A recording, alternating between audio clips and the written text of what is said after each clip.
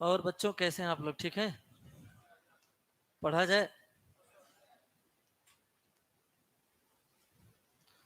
तो कल तक हम लोगों ने आंतरिक और बाह्य ग्रहों के बारे में चर्चा कर ली थी, यही ना? आंतरिक और बाह्य ग्रहों पर चर्चा हमारी हो चुकी थी।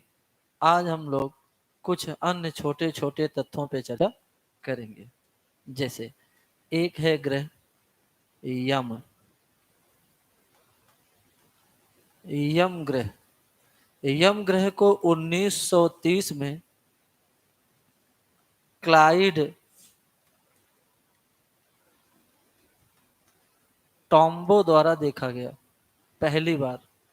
इससे पहले सौरमंडल में मात्र 8 ग्रह ही थे, पर इसके मिलने के बाद कितने हो गए? 9। लेकिन ध्यान दिया गया कि बच्चों ध्यान दिया गया कि सूर्य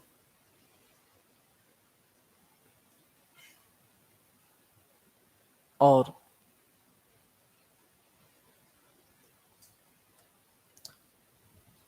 यह हरा ग्रह, कौन सा है हरा ग्रह? यम हरा ग्रह है। वरुण वरुण से दूर है बच्चों यहाँ पर प्लूटो यानी यम। 1930 में इसे देखा गया। कब देखा गया? 1930 में। यह है इसका ऑर्बिट, और इसका ऑर्बिट यानी ये इधर से घूम रहा था, अर्थात इसको 1930 में देखा गया था।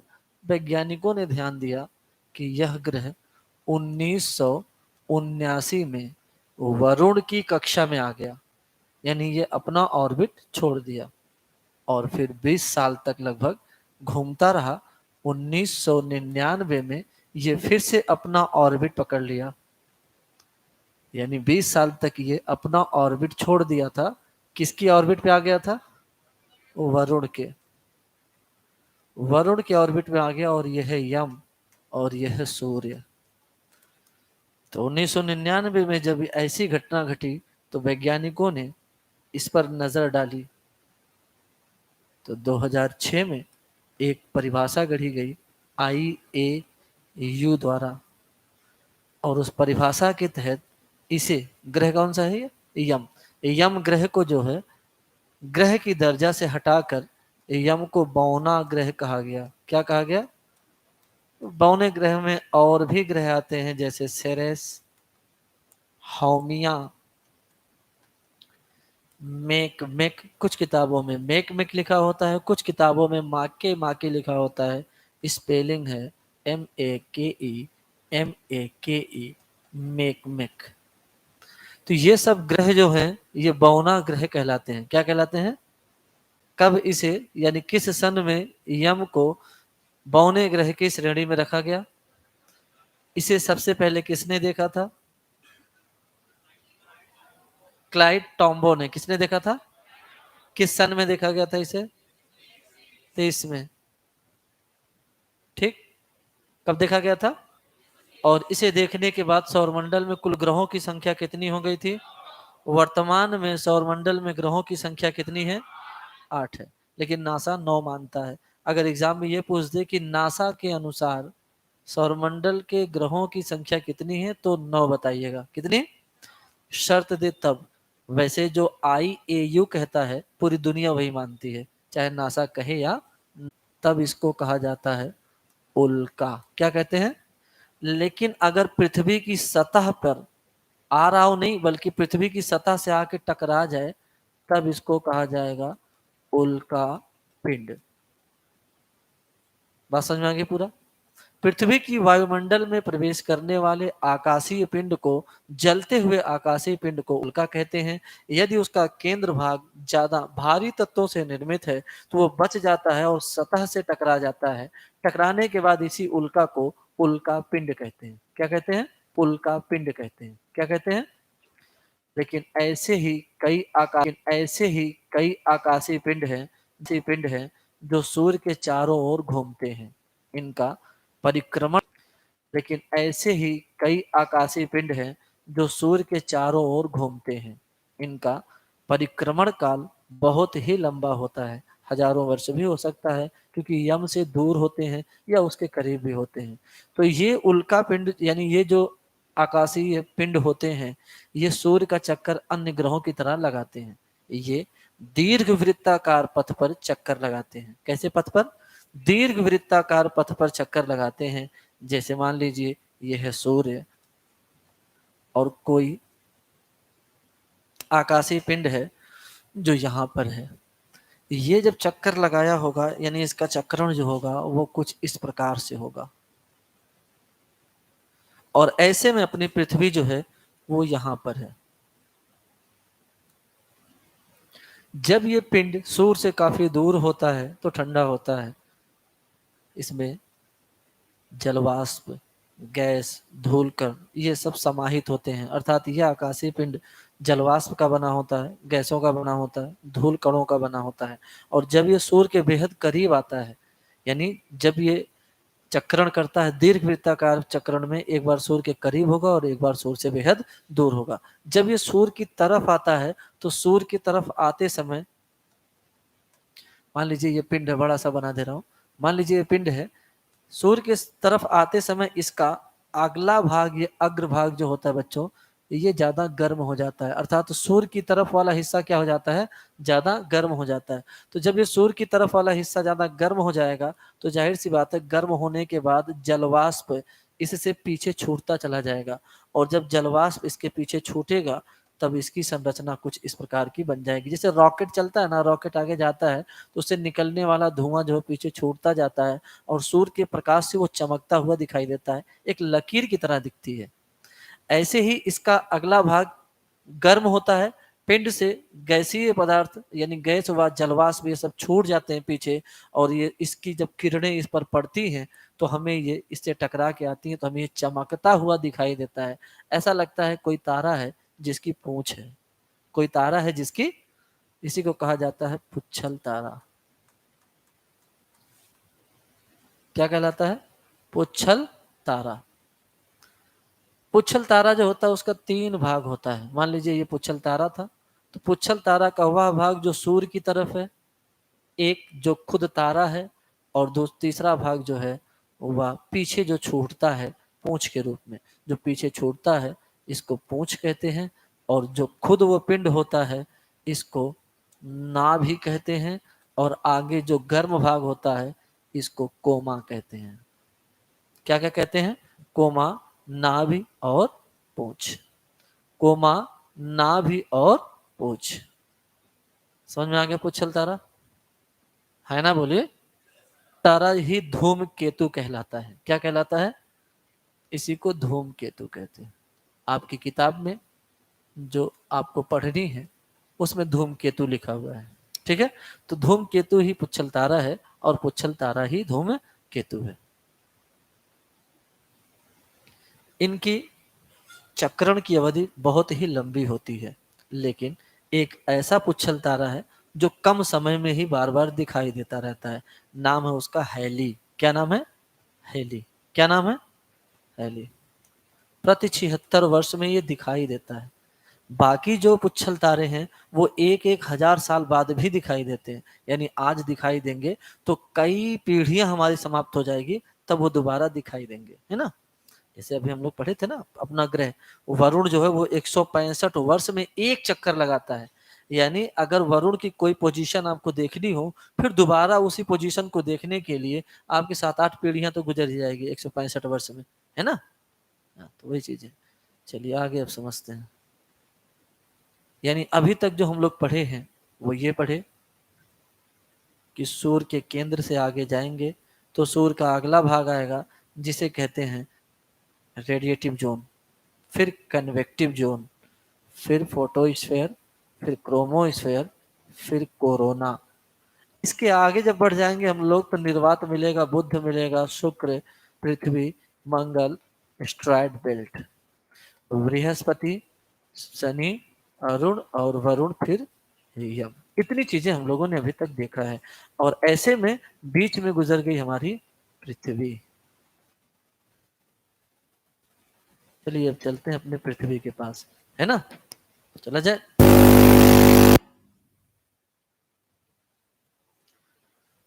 तो नया टॉपिक है, कॉपी में लिखिएगा। देखिए, 3 लोक आप सुने होंगे। एक आकाश लोक, पृथ्वी लोक, पाताल लोक। हमने आपको आकाश लोक पढ़ा दिया है। अब हम लोग पढ़ेंगे पाताल लोक। ठीक, यानी अब हम लोग पृथ्वी के अंदर जाने वाले हैं और देखेंगे पृथ्वी अंदर से कैसी है, किस प्रकार की दिखती है, व्यवहार कैसा करती है, महत्व क्या है हमारे लिए, फायदा करती है या नुकसान करती है। तो इस टॉपिक का नाम है बच्चों, पृथ्वी की आंतरिक संरचना, इंटीरियर ऑफ द अर्थ। पृथ्वी की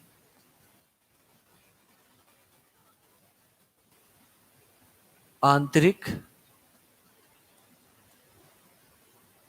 संरचना, पृथ्वी की आंतरिक संरचना।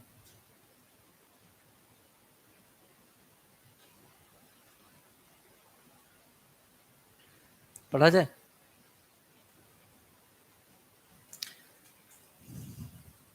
जो पृथ्वी की त्रिज्या है 6378 किलोमीटर। कितनी है? 6378 किलोमीटर। इंसान अभी तक मात्र 12 किलोमीटर की गहराई तक,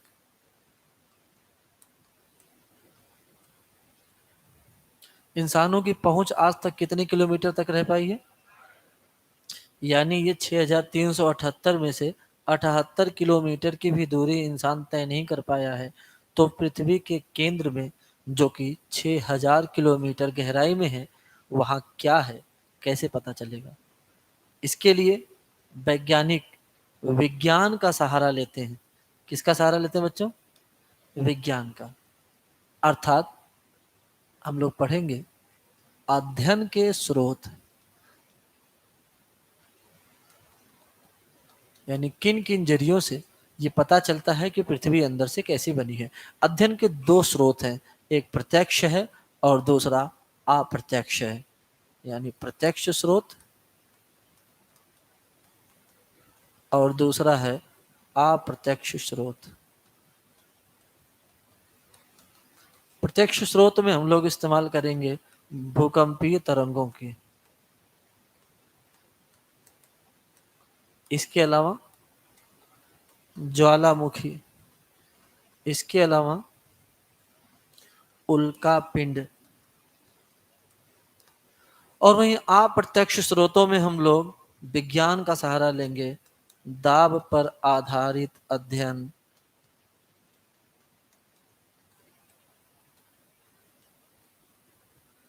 ताप पर आधारित अध्ययन और घनत्व पर आधारित अध्ययन। दाब पर आधारित अध्ययन, ताप पर आधारित अध्ययन और घनत्व पे आधारित अध्ययन। पहले ये अध्ययन के स्रोत हैं, फिर बाद में देखेंगे पृथ्वी अंदर से कैसी है। ठीक, तो सबसे पहले हम लोग अप्रत्यक्ष स्रोत में दाब, ताप और घनत्व को साथ में लेते हुए देखें, कोशिश करें कि पृथ्वी अंदर से कैसी होगी। लिखेंगे इसे, लिखिए।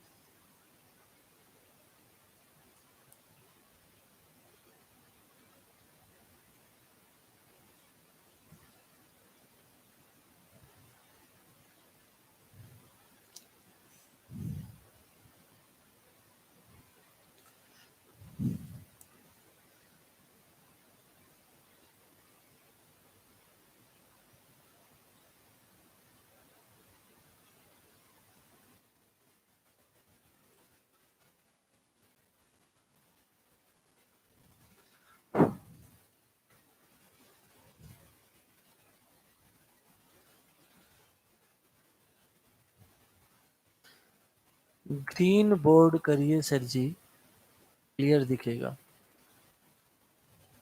हाँ हमने काला किया है।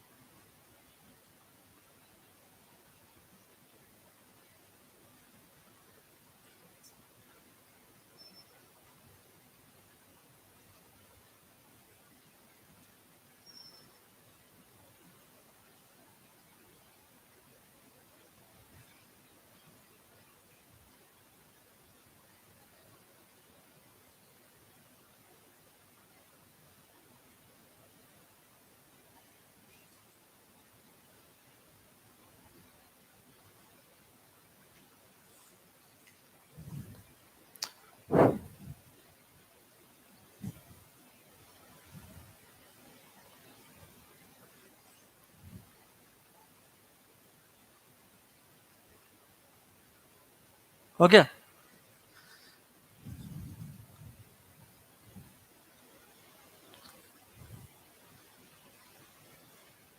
तो सबसे पहले दाब को देखते हैं।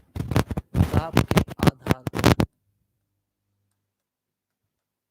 दाब के आधार पर अगर पृथ्वी का एक हिस्सा, एक कतरा बाहर निकाला जाए तो यह स्पष्ट होगा कि ये तो है सरफेस और ये होगा सेंटर।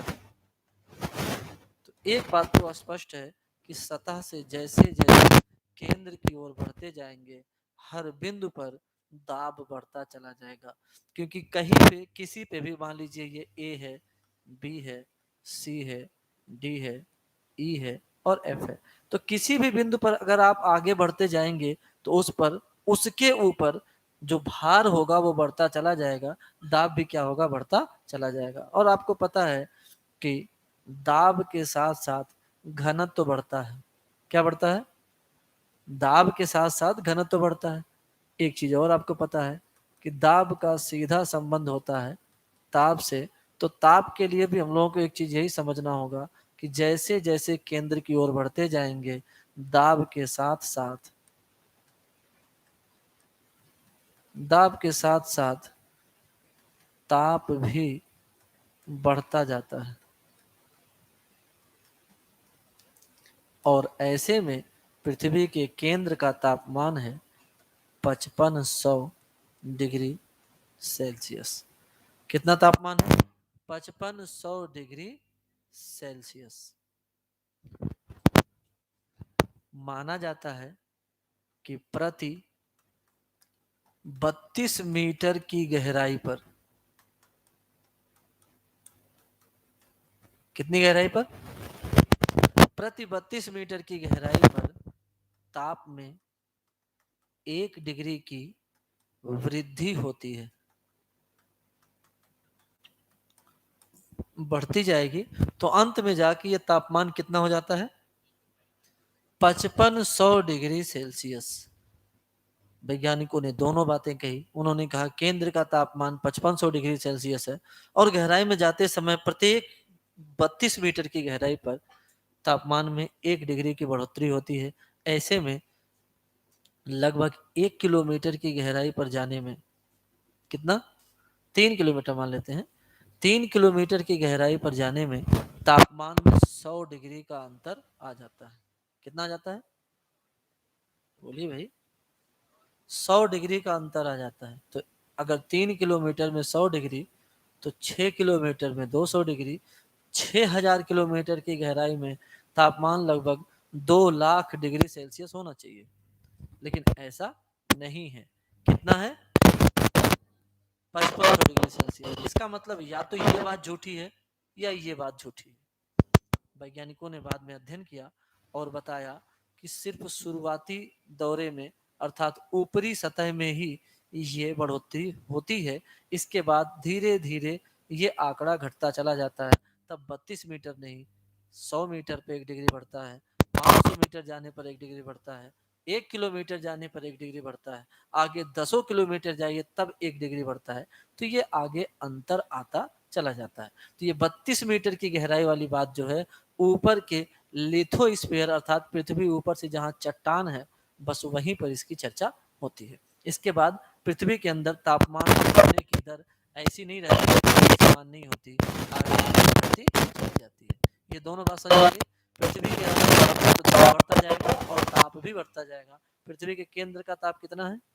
तो एक चीज आपको और पता है कि दाब का सीधा संबंध घनत्व से होता है। किससे होता है? घनत्व से। इसलिए जैसे जैसे पृथ्वी के अंदर बढ़ते जाएंगे, दाब, ताप व घनत्व बढ़ता जाता है। अब जैसे ही घनत्व की चर्चा हो गई, तो इस घनत्व के आधार पे वैज्ञानिकों ने पृथ्वी को, इस घनत्व के आधार पर वैज्ञानिकों ने पृथ्वी को 3 बड़ी परतों में विभाजित कर दिया। किसके आधार पे? घनत्व के आधार पे। किसके आधार बच्चों? घनत्व के आधार पर।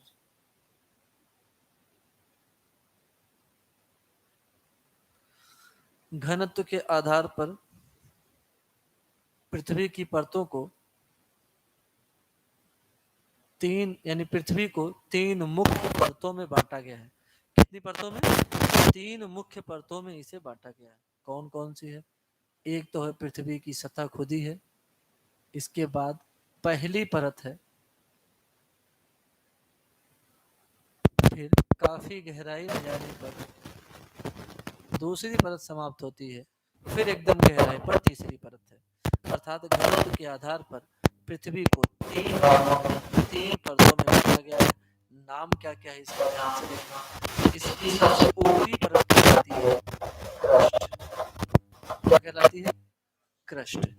दूसरी परत कहलाती है मेंटल। क्या कहलाती है? मेंटल। और तीसरी परत कहलाती है कोर।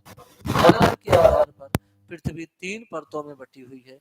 मुख्य रूप से 3 परतों में बटी हुई है, क्रस्ट, मेंटल और कोर। कौन कौन सी? क्रस्ट, मेंटल और कोर। जो कि चर्चा हुई है घनत्व की, तो देख लें तीनों का घनत्व कितना है। क्रस्ट का घनत्व है बच्चों 2.7 ग्राम प्रति सेंटीमीटर क्यूब। कितना है? 2.7 ग्राम प्रति सेंटीमीटर क्यूब। मेंटल का है ऊपरी हिस्से पर 3.5 है, लेकिन निचले हिस्से पर 5.5 ग्राम प्रति सेंटीमीटर क्यूब है। तो मेंटल का घनत्व क्या माना जाएगा? 5.5 ग्राम प्रति सेंटीमीटर क्यूब। वहीं सेंटर का घनत्व जो है 13 ग्राम प्रति सेंटीमीटर क्यूब है। तो क्रस्ट का घनत्व कितना है बच्चों? 2.7 ग्राम प्रति सेंटीमीटर क्यूब। मेंटल का कितना है? 5.5 ग्राम प्रति सेंटीमीटर क्यूब। और कोर का घनत्व कितना है? थोड़ी सी चर्चा यहाँ कर ले पृथ्वी के आयतन की। किसकी? पृथ्वी के आयतन की।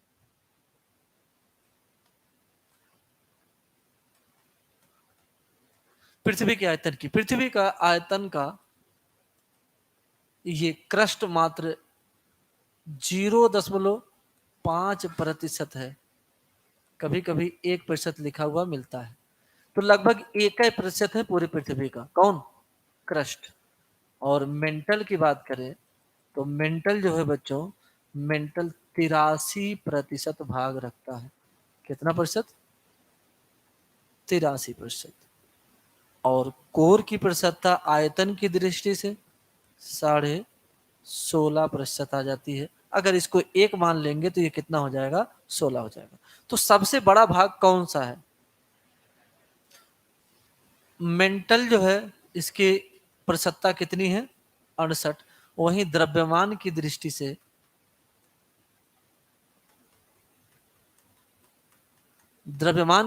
से देखें तो 68% है। तो बताइए सबसे बड़ा भाग कौन सा हुआ? पृथ्वी का सबसे बड़ा भाग कौन सा है? और लगभग बेहद बड़ा है। इसलिए इसी का जो घनत्व है वही पूरे पृथ्वी का घनत्व मान लिया जाता है। अगर पूछ ले कि पूरे पृथ्वी का घनत्व कितना है, तो आप क्या बताएंगे? पूरे पृथ्वी का घनत्व 5.5 ग्राम प्रति सेंटीमीटर क्यूब है। बताइए मेंटल का घनत्व कितना है? क्रस्ट का घनत्व कितना है? अब इन परतों की गहराई देखते हैं कि कितनी गहराई पर ये परतें स्थित हैं।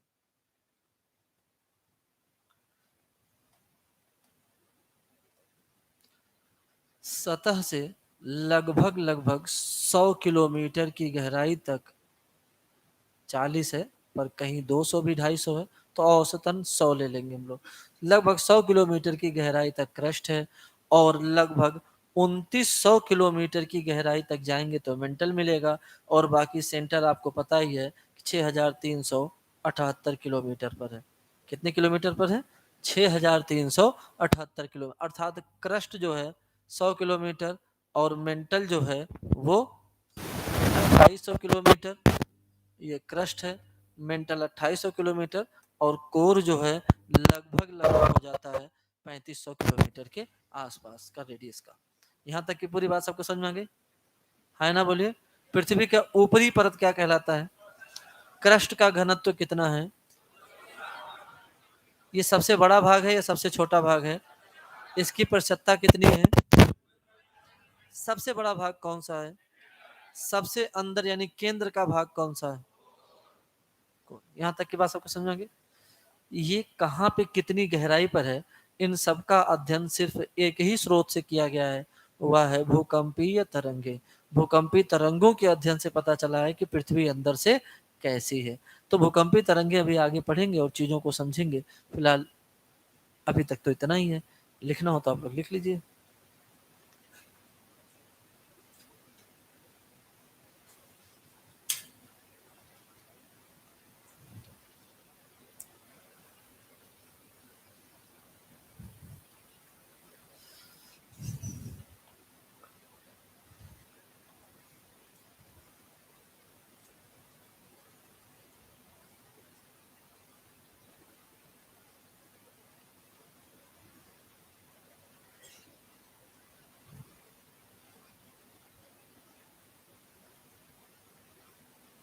सौरभ सर का पाठशाला।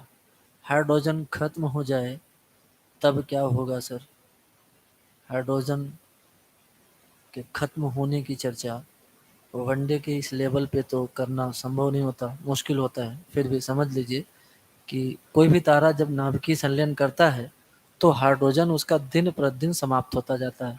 हाइड्रोजन हीलियम में बदलता जाता है, लेकिन हाइड्रोजन पूर्णतः समाप्त नहीं हो पाता, क्योंकि हाइड्रोजन के समाप्त होने से पहले ही या तो तारा फट जाता है या ही सिकुड़ जाता है।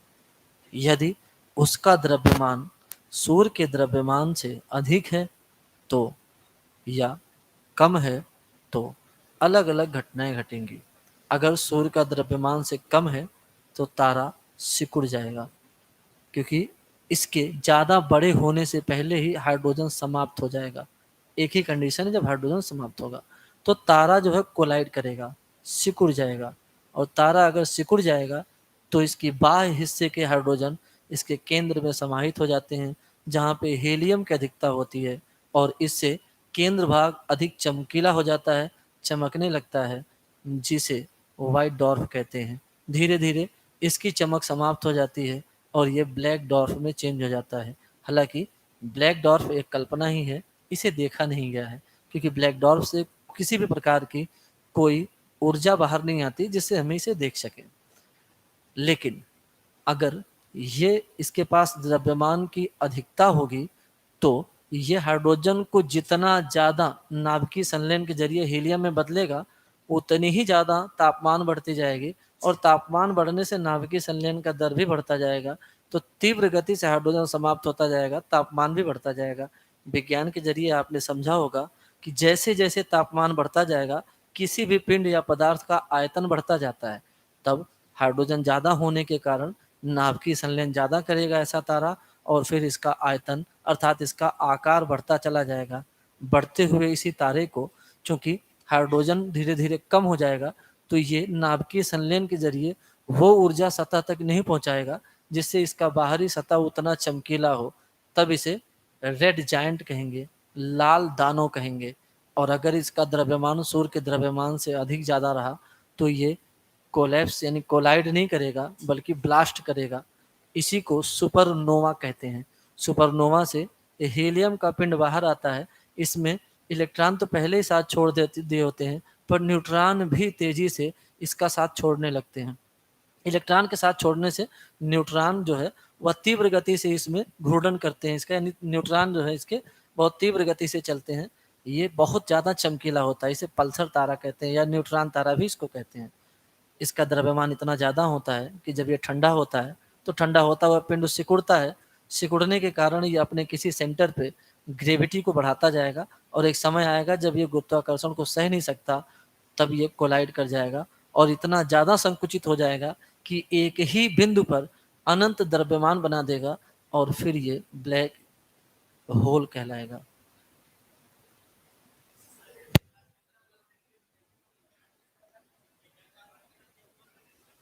ये इनके प्रश्न का जवाब दे रहे थे, आपको लिखना है बस।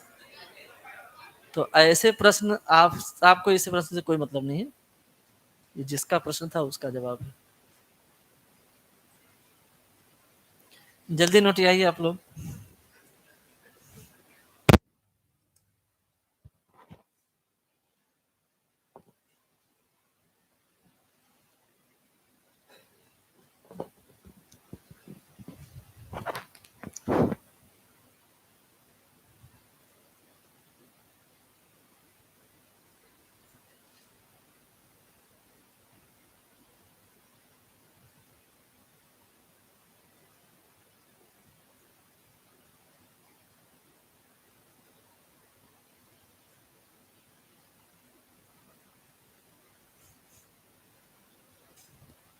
हो गया बच्चों?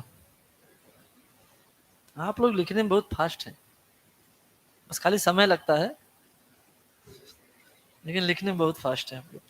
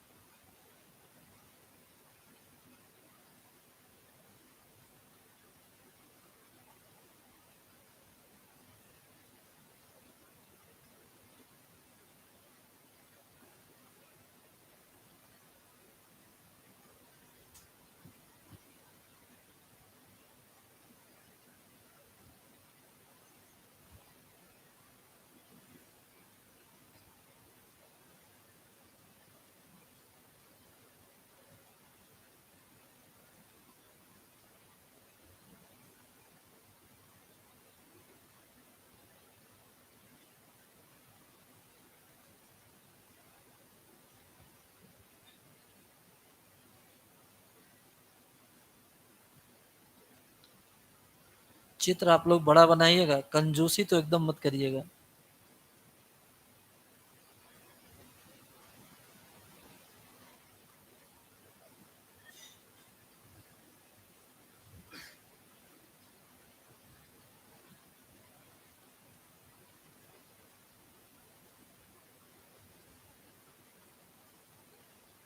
तुमको तो मैनेजमेंट का कोर्स करना चाहिए था, इतने थोड़ी सी जगह में पूरा लपेट दी हो।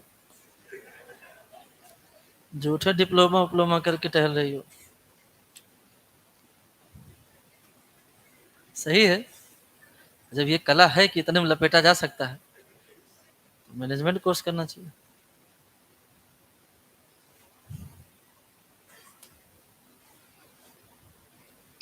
लपेट लिया सब लोग? अच्छा, अभी नहीं? दो चार लोग तो हमेशा बचे रहते हैं। हाँ, चलेंगे। यानी अभी तक हम लोगों ने अप्रत्यक्ष स्रोत से पृथ्वी को अंदर से समझा है, लेकिन थोड़ा सा सहारा हम लोग भूकंपी तरंगों का ले लिए थे कि कितनी गहराई पर ऐसा हो सकता है। पर चर्चा तो हमारी घनत्व की ही थी, है ना? मुख्य रूप से हम लोग घनत्व को ही देख रहे थे। आइए अब देखते हैं स्रोतों में प्रत्यक्ष स्रोत। एक ज्वालामुखी, ज्वालामुखी के लिए स्पष्ट समझने की कोशिश करना। यह है क्रस्ट। क्रस्ट के नीचे जो बच्चों मेंटल है, यानी यह है क्रस्ट। क्रस्ट के नीचे जो मेंटल है, ये मेंटल। क्रस्ट और थोड़ा सा मेंटल, ये पूरा ठोस यानी सॉलिड। और इसी को कहा जाता है लिथोस्फीयर। क्या कहते हैं? लिथोस्फीयर, लिथ माने चट्टान, स्फेयर माने आवरण या मंडल। लिथ माने चट्टान, स्फेयर मतलब आवरण या मंडल। तो चट्टानों का मंडल अर्थात स्थल मंडल कहलाएगा। क्या कहलाएगा? इसे स्थल मंडल कहेंगे। इसके बाद का ये नीचे का जो भाग है बच्चों, ये अपेक्षाकृत सॉलिड नहीं बल्कि सेमी सॉलिड है। कैसा है? सेमी सॉलिड मतलब आधा ठोस ही है, सेमी सॉलिड है। और सेमी सॉलिड यह भाग जो है कहलाता है स्टेनोस्फेयर। क्या कहलाता है?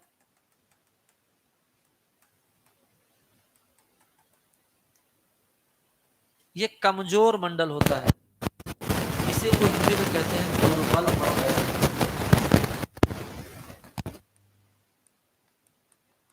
दुर्बल मंडल। दुर्बल मंडल का ये जो भाग है बच्चों, यहाँ पे पदार्थ गलित अवस्था में हो जाते हैं। होते तो हैं सेमी सॉलिड, अर्ध ठोस, लेकिन इनका जो आधा ठोसपन है ये भी समाप्त हो जाता है, क्योंकि कभी कभी तापमान यहाँ अधिक हो जाता है। तो जब मैं आपको ज्वालामुखी पढ़ाऊंगा तब बताऊंगा कि क्यों अधिक होता है। अभी बस इतना जानना है कि अधिक हो जाता है। अधिक होने से यहाँ पे पड़ा हुआ जो पदार्थ होता है वो पहले की अपेक्षा, यानी पहले तो ठोस था लेकिन अब ये क्या हो जाता है? गल जाता है। तो जरा बताना, ये गर्म गलित पदार्थ का आयतन ज्यादा होगा कि जब ये पहले ठोस था तब आयतन ज्यादा होगा? यानी बाद में गल के जो बन रहा है इसका आयतन ज्यादा हो जाएगा। गर्म गलित पदार्थ है, इसमें है क्या?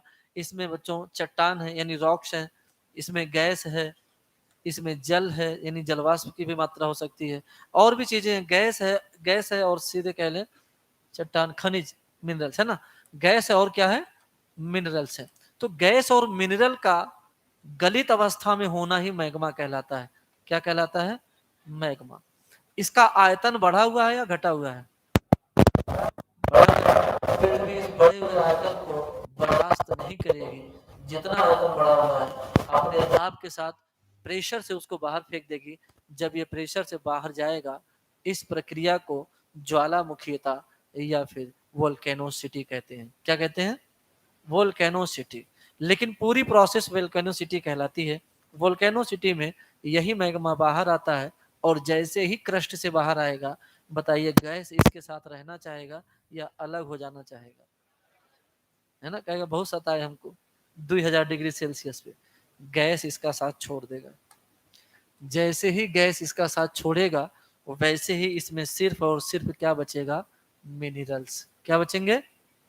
और तब इनको मैग्मा नहीं लावा कहा जाएगा। क्या कहा जाएगा? बोलिए भाई। मैग्मा से गैसों का निकल जाना ही क्या कहलाता है? दूसरे शब्दों में कहें कि मैग्मा का वायुमंडलीय संपर्क में आ जाना ही क्या कहलाता है? लावा कहलाता है। और जब यह लावा वायुमंडल के संपर्क में आएगा तो बताइए ठंडा होगा या गर्म होगा? ठंडा होने का मतलब हो गया शीतलन। और जब इसका शीतलन होगा तो ये गर्म गलित पदार्थ जब ठंडा होता है तो ये पहले क्रिस्टल में चेंज होता है। किस में चेंज होता है? और जैसे क्रिस्टल में चेंज हो जाएगा इसका मतलब ठोस हो गया। और जब ये ठोस हो जाएगा तब ये बन जाएगा रॉक यानी चट्टान। और इसकी ये आकृति जो बाहर से आपको दिखाई देगी, जिसे आप बाहर से देख सकते हैं, या अंदर वाले देखेंगे क्या? नहीं देखेंगे। आप लावा से निर्मित संरचना देख सकते हैं, मैग्मा के निर्मित संरचना को नहीं। तो लावा से निर्मित संरचना जो आप देख पाते हैं यही कहलाती है वोल्केनो। क्या कहलाती है? और ये पूरा प्रोसेस कहलाता है वोल्केनोसिटी या वोल्केनिज्म कहलाता है। क्या कहलाता है? वोल्केनिज्म या वोल्केनोसिटी। और जो चीज आपको यानी जो आकृति आपको दिखाई देती है वो क्या कहलाती है? वोल्केनो। क्या कहलाती है? वोल्केनो। अब जरा ये बताना, कुछ ही समय पहले ये वोल्केनो के खनिज यहाँ थे अंदर, अंदर के खनिज कहाँ गए? और अगर आप यहाँ से देखें, थोड़ा सा लावा उठाए, जीप पे धीरे से रखे, है ना, और आपको थोड़ा सा नमकीन टाइप का लगा, तो आप कहेंगे कि 200 किलोमीटर गहराई से ये जो मैग्मा आया है इसका मतलब वहां नमकीन पदार्थ होगा, है ना? है? हाँ। और लेकिन ये आप बताएंगे, पर आप अब डिप्लोमा कर चुके हैं, आप जाएंगे कहेंगे ये तो बेसाल्ट है ना, और इसमें सिलिका की मात्रा ज्यादा लग रही है। तो दूसरा कहेगा बक का पढ़े हो, ध्यान से देखो इसमें लौह पदार्थों की मात्रा ज्यादा है। तो ये जो आप बताएंगे कि इसकी मात्रा ज्यादा है, उसकी मात्रा ज्यादा है, ये मात्रा कहाँ से आई है? अगर ये विस्फोट ना होता तो पता चलता कि 200 मीटर की गहराई पर क्या है, लेकिन क्या पृथ्वी 200 मीटर गहरी है? ज्वालामुखी का विस्फोट बहुत ज्यादा हो सकता है, 500 किलोमीटर, 700 किलोमीटर की गहराई से हो सकता है।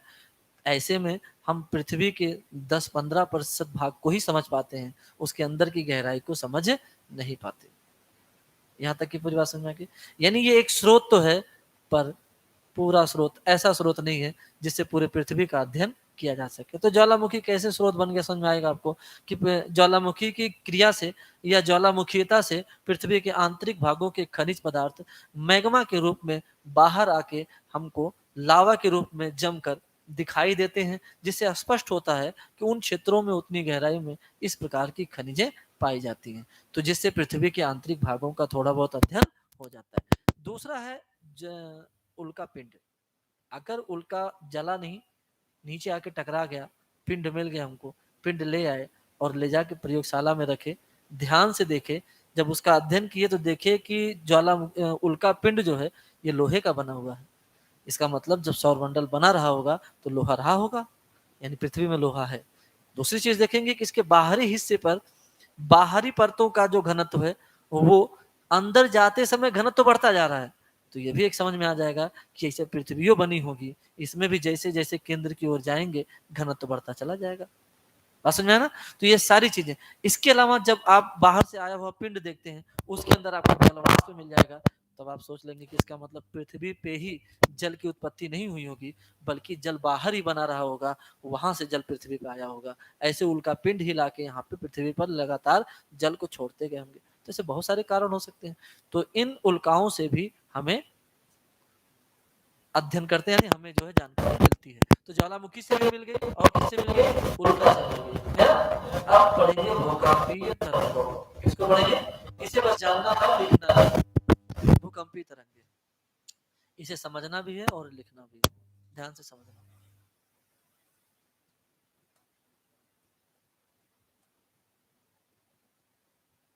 यह है पृथ्वी। पृथ्वी को आप 2D में देख रहे हैं, पर है तो पृथ्वी 3D में। तो ये पृथ्वी का ये वाला हिस्सा आपको महसूस करना है, ऐसे उभरा हुआ हिस्सा होगा ना इसका, और दूसरा उधर से उभरा होगा, तो पृथ्वी गोल है, आपको उसी तरीके से इसे महसूस करना है। इसके अलावा हम लोगों ने एक चीज देखा था कि पृथ्वी का क्रस्ट, और दूसरा भाग क्या कहलाता है? मेंटल। हमने कहा मेंटल के नीचे कहीं पे भी एस्थेनोस्फीयर में मैग्मा बनता है, जो तोड़ फोड़ कर बाहर आता है। अगर वो तोड़ फोड़ कर बाहर आएगा तो इसका मतलब निचले हिस्से की बात हो रही है, या कभी कभी ये होता है कि क्रस्ट ही किसी, मान लीजिए क्रस्ट जो है, ये मान लीजिए क्रस्ट है, इसी क्रस्ट पे दो फोर्स एक दूसरे के विपरीत नहीं, एक दूसरे की तरफ लगने लगे, तब ऐसे में यहाँ पर सिकुड़न होती है, एक क्रस्ट टूट के दूसरे क्रस्ट के नीचे जाने लगती है। तो जब टूटेगी तब भी, नीचे जाते समय घर्षण करेगी तब भी, इन सभी प्रोसेस में पृथ्वी की ऊपरी सतह हिलने लगती है। इसका हिलना ही, कंपन करना ही, भू का कंपन करना ही भूकंप कहलाता है। क्या कहलाता है? जिससे उत्सर्जित ऊर्जा तरंगों के रूप में चारों तरफ फैलने लगती है, और इन्हीं तरंगों को भूकंपीय तरंग कहते हैं। क्या कहते हैं? भूकंपीय तरंग कहते हैं। यानी भू संचलन के कारण उत्पन्न ऊर्जा पृथ्वी को जो कंपा देती है, एक तरंगों के रूप में चारों तरफ चलती है, इसे ही कहा जाता है सीज्मिक वेव या भूकंपीय तरंग। क्या कहते हैं? सीज्मिक वेव या भूकंपीय तरंगे। ये 3 प्रकार की होती है, लेकिन जहां पे ये ऊर्जा बनती है, जहां पे ये ऊर्जा बनती है बच्चों, उसे कहा जाता है फोकस। क्या कहते हैं? फोकस। यानी भूकंप का जो केंद्र होता है उसे क्या कहा जाता है? फोकस कहते हैं। और सबसे पहले ये ऊर्जा लंबवत दूरी तय करके सबसे न्यूनतम दूरी पे जो सतह होती है वही पहुंचती है। अगर यहाँ पे ऊर्जा का स्रोत होता, फोकस होता, तो लंबवत दूरी ये होती, सबसे पहले यहाँ सतह पे पहुंचती। तो जहां सबसे पहले सतह पे पहुंचती है, उस बिंदु को, उस भाग को कहा जाता है एपी सेंटर। क्या कहेंगे? हिंदी में इसको कहते हैं अधिकेंद्र। अधिकेंद्र, और फिर अधिकेंद्र से एक वेव चारों तरफ बढ़ने लगती है, चारों तरफ बढ़ने लगती है एक वेव सतह पर। इसके अलावा यहीं से और आंतरिक भागों से, हर जगह से कुछ तरंगे पृथ्वी के अंदर जाने लगती हैं। यानी एक तरंग तो पृथ्वी की सतह पर चल रही है, और कुछ जो हैं पृथ्वी के अंदर गमन करने लगती हैं। कौन कौन सी हैं अभी देखेंगे।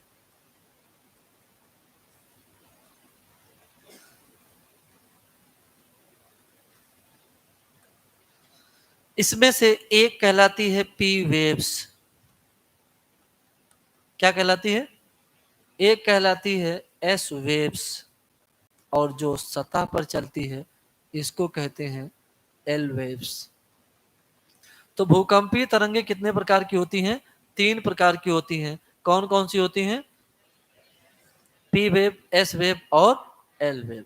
इनको अगर आप साहित्यिक नाम देंगे, अर्थात शुद्ध नाम देंगे, तो इसे कहा जाता है प्राथमिक तरंगे, प्राइमरी वेव।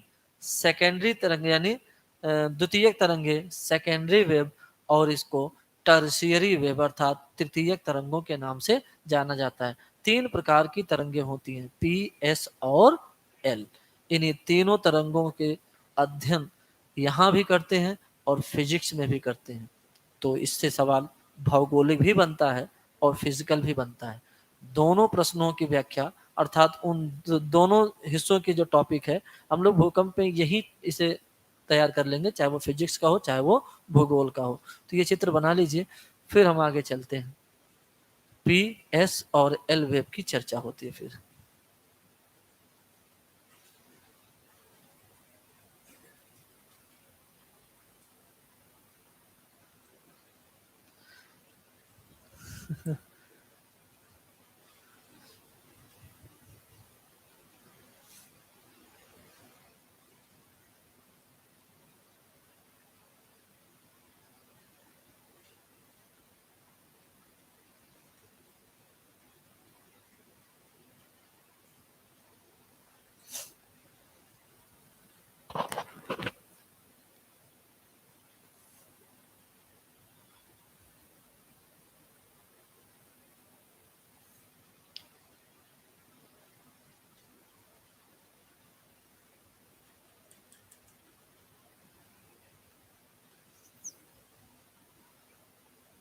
लिख लिए?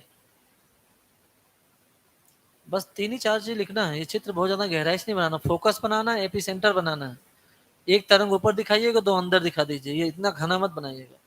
एक पी लिख दीजिएगा, एक एस लिख दीजिएगा, बस।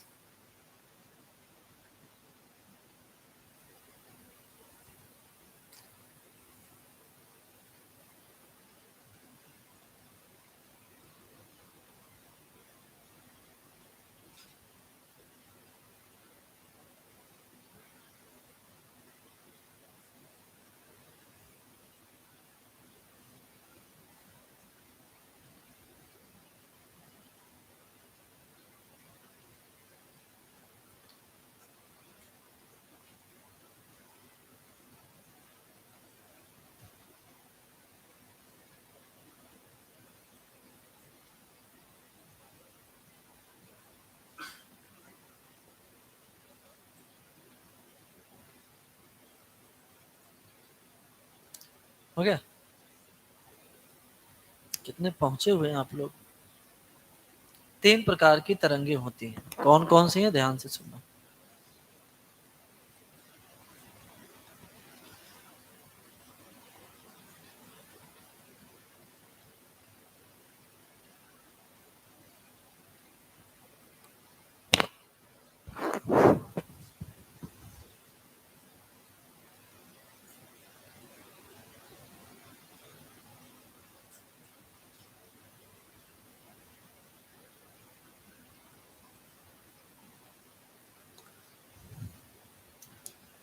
एक तरंग कहलाती है सिस्मिक वेव, यहाँ हेडिंग डाल दीजिए, अर्थात भूकंपी तरंगे।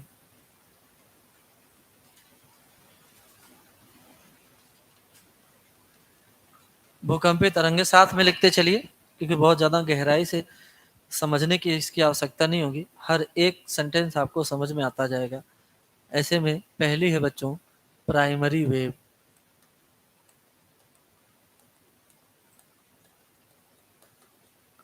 दूसरी है सेकेंडरी वेव,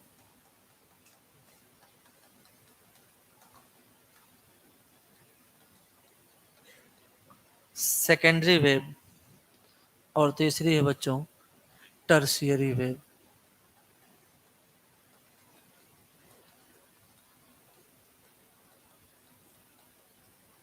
टर्शियरी वेव,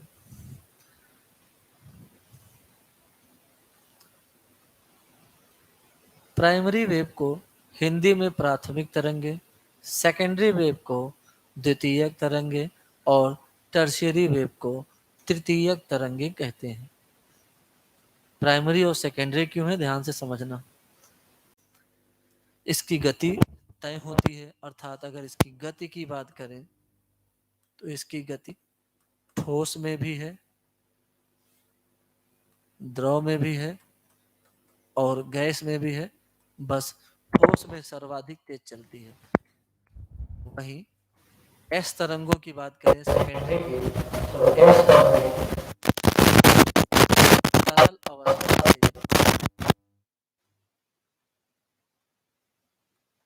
नहीं गुजरती।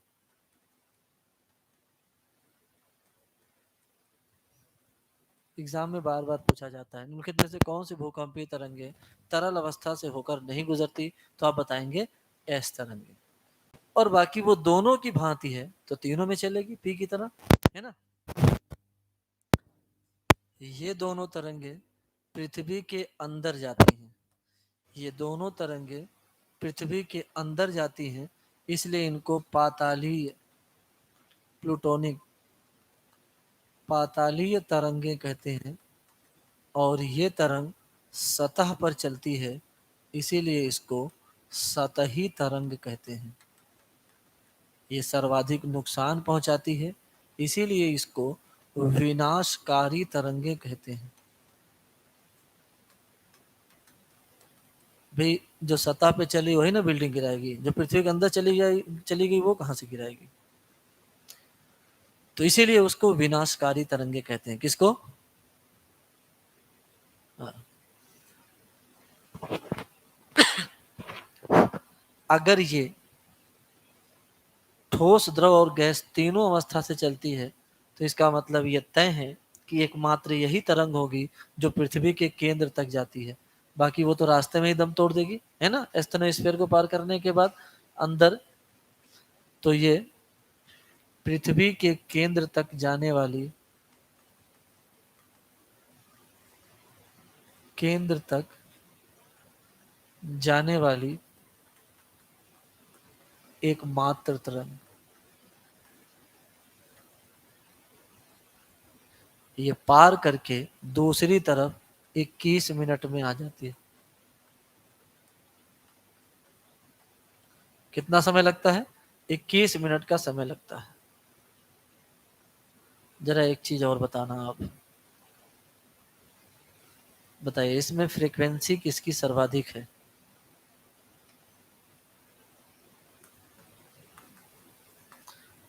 फ्रीक्वेंसी किसकी सर्वाधिक है? स्पीड यानी गति किसकी सर्वाधिक है? वेवलेंथ और तीव्रता।